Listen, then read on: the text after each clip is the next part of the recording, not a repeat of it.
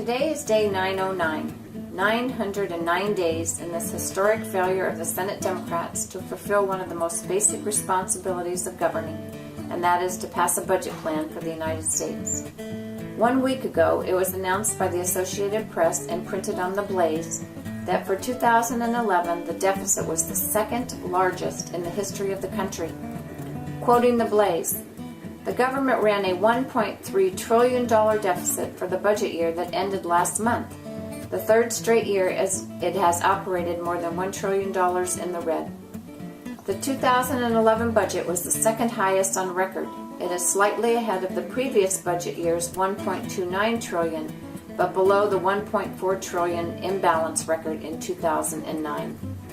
A decade ago, the idea of the government running surpluses and trillion-dollar deficits seemed almost unimaginable.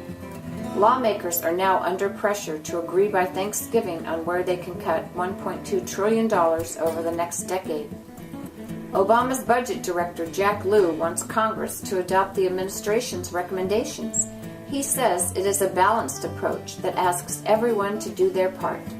That is code word for shared sacrifice. He also says millionaires and billionaires should pay their, quote, fair share, unquote.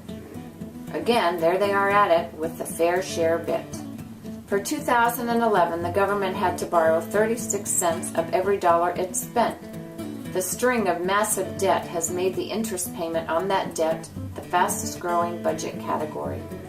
But how would we know that, since it has been 909 days since the Senate Democrats have passed a budget?